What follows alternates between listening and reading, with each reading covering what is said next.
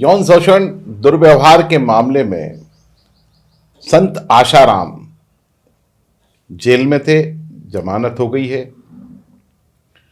लेकिन जब यह मामला खुला उसके बहुत पहले इंदौर में भी इस तरीके के मामले को उजागर किया था दैनिक भास्कर में काम करने वाली पत्रकार जयश्री पिंगले ने।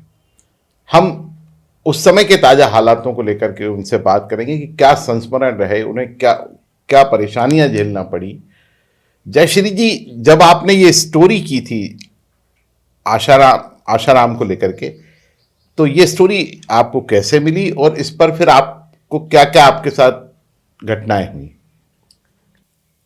दरअसल ये कहानी है लगभग 93-94 के बाद की कहानी है। और उस समय ये था कि जो आशाराम थे उसका जो एक प्रभाव था, उनका दबाव था, उनका एक उनकी शख्सियत जो थी वो बहुत बड़ी थी तब। और गुजरात से वो कहानी शुरू हुई थी और गुजरात की बहुत मशहूर पत्रिका है और जिसका एक बहुत बड़ा विश्वसनीय दायरा है पत्रकारिता का, चित्रलेखा। उसमें वो सारी उनका एक्सपोज किया था उनको, आशाराम को, कि वो किस तरह से आश्रम में महिलाओं का शोषण हो रहा है। और कुछ लोगों ने इंटरव्यूज दिए थे और कोशिश की थी कि उनके खिलाफ एफआईआर दर्ज हो जाए, लेकिन एफआईआर वगैरह दर्ज होना और सब गोलमोल मामले थे। लेकिन चित्रलेखा ने बहुत धमाकेदार उनके खिलाफ या उन लोगों की आवाज़ को बुलंद किया था जो कि प्रताड़ित थे या प्रभावित थे, खासतौर पे वो लड़कियां और महिलाएं। तो वो जब कहानी सामने आई तो इंदौर से भी कुछ लोग हमारे पास आए। जब मैं भास्कर में मैं रिपोर्टर हुआ करती थी और तो हमारे संपादक थे, उनके पास आए और भास्कर के दफ्तर में आए। वो उनको लगा कि शायद यहाँ के जो लोग प्रभावित हैं उनको भी कोई मदद हो सकेगी। तो एक तरीका बहुत ही सीक्रेट मिशन की तरह था, क्योंकि जो लड़की और जो महिलाएं प्रभावित थी वो बहुत सम्भ्रांत घर की थी और बहुत ही बुरे हालातों में थी, साइकोलॉजिकली बहुत ही गहरे अवसाद में थी वो महिलाएं। तो उनके जो पारिवारिक मित्र थे जिन्होंने इस चीज़ को देखा था, तो वो मिलने आया और उन्होंने कहा कि ऐसा कोई हो सकता है जो उनसे बात करे और समझने की कोशिश करे, क्योंकि उनको भी न्याय चाहिए था। तो फिर मैं उनसे बात करने गई और मैंने उस बच्ची से बात की जो कि अभी तक 18 साल की नहीं हुई थी, छोटी थी उम्र में, 15-16 साल की लड़की थी वो। उसकी माँ थी, उसकी माँ भी बहुत प्रभावित थी उससे, प्रभावित मतलब कि प्रताड़ित थी। उनके साथ भी एक्सप्लॉयटेशन हुआ था, उस बच्ची के साथ भी एक्सप्लॉयटेशन हुआ था। तो एक घर में तो ये 2 लड़कियां थी, और भी लोग थे, लेकिन वो लड़कियां सामने नहीं आई। उनकी माध्यम से सिर्फ खबरें आई कि वो भी है और वो भी है, इस तरह की। लेकिन वो 2 महिलाओं ने नाम न छापने की शर्त पर बात की, और जो उन्होंने बात की वो बड़ी बड़ी रूह कपा देने वाली बातें थी, क्योंकि वहाँ आस्था का सैलाब था, वहाँ एक भरोसा था, वहाँ एक यकीन था। और दूसरा सबसे बड़ी बात कि उस घर की जो महिला थी, जो माँ थी, वो अलग किस्म की परेशानी से जुड़ी हुई थी, जहाँ पे उसका पति बहुत शराब पीता था और जिनसे कि एक बिजनेस चौपट हो रहा था उनका, और बहुत सारी उसकी अपने परेशानियों से घिरी वो औरत थी। तो उसका भरोसा उस बात पर तब हुआ था कि वो जब वहाँ जाने लगी तो वहाँ शराब छूट गई और उसका जीवन जो है वो ठीक होने लगा। तो उसको बहुत ज़्यादा यकीन हुआ आसाराम पर। उसको लगा कि कोई पावर है, कोई आध्यात्मिक ताकत होती है, कोई शक्ति होती है। उसकी आस्था है उन लोगों की बनी, और भी तमाम लोगों की बनी। सब अपनी अपनी समस्याओं से घिरे हुए लोग थे और उसका ज़्यादा संपर्क हुआ, वहाँ पर आना जाना हुआ, गुजरात में आना जाना हुआ। पूरा का पूरा परिवार उनका समर्पित शिष्य हो गया। और फिर उस दौरान जो है वो धीरे धीरे चीज़ें बदलती चली गई। कभी आसाराम जो है वो जो अखबारों में छपाया, बाद में छपा, वही कहानी हमने ही लिखी थी तब। नहीं, इतनी पुरानी बात हमने लिखी थी, 30 एक साल पहले ही हमने लिख दिया था कि वो ऐसे ही गोपियों का नृत्य करना है और आज तुमको चूज किया है, तुमको आना है साथ में, ऐसा करके वो एक रासलीला अलग ही किस्म की रचाते थे। एक एक किस्म का अलग ही हिप्नोटिज्म कह लीजिए, या क्या सम्मोहन या क्या तरीका होता था नहीं पता।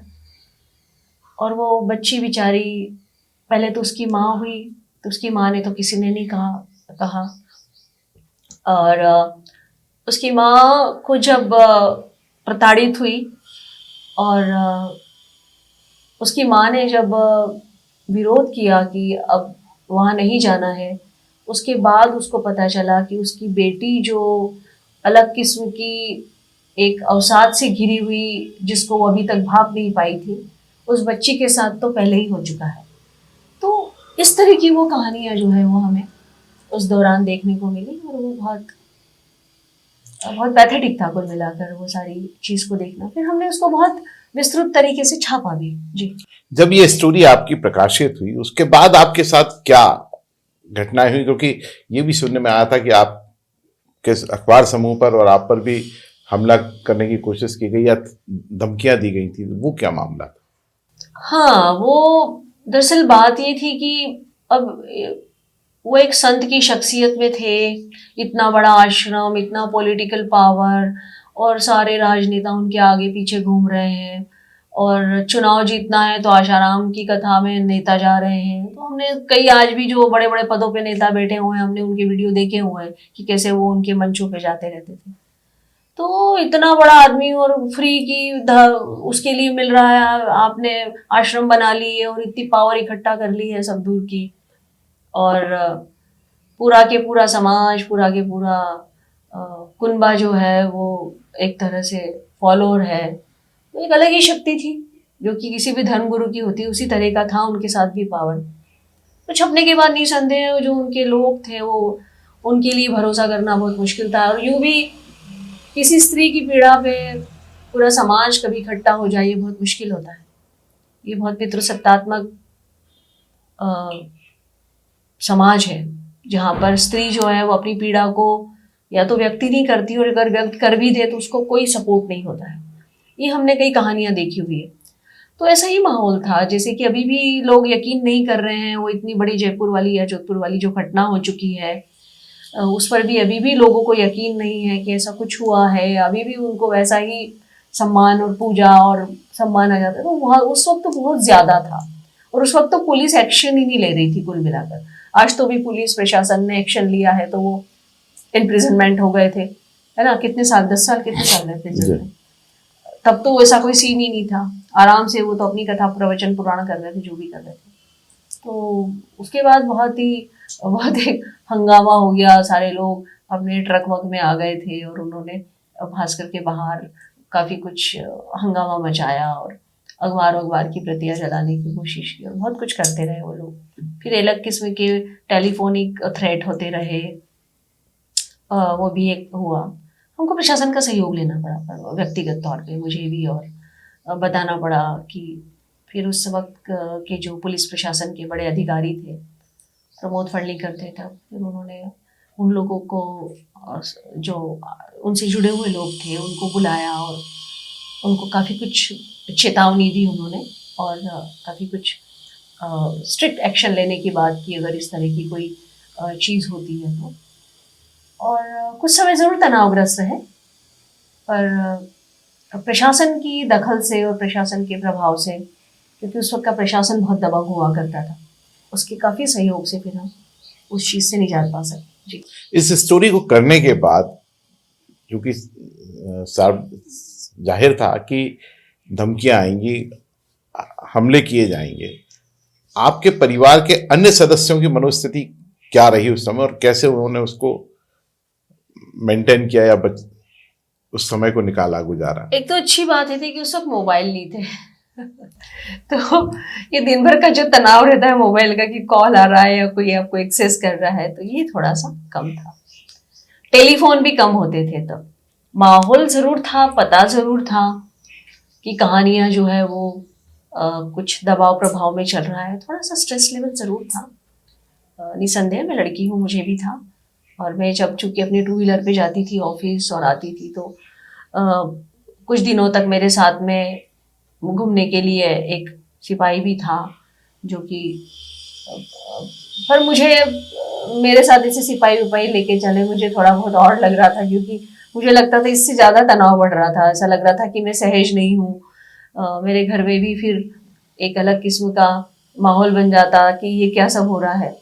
फिर मैंने बार बार इसकी रिक्वेस्ट की, और एक बहुत मतलब एक अलग मुश्किल टाइम था वो, निसंदेह, लेकिन बहुत धैर्य रखना पड़ा और बहुत पेशेंस रखना पड़ा। और उसके साथ फिर हम, और निसंदेह अगर पुलिस का उस वक्त का सपोर्ट नहीं होता तो शायद इतनी शांति से हम उस माहौल से बाहर नहीं निकल पाते। पुलिस और प्रशासन का सहयोग बहुत रहा उस समय, उसकी वजह से फिर वो सारी चीज़ें सॉर्ट आउट हो पाई।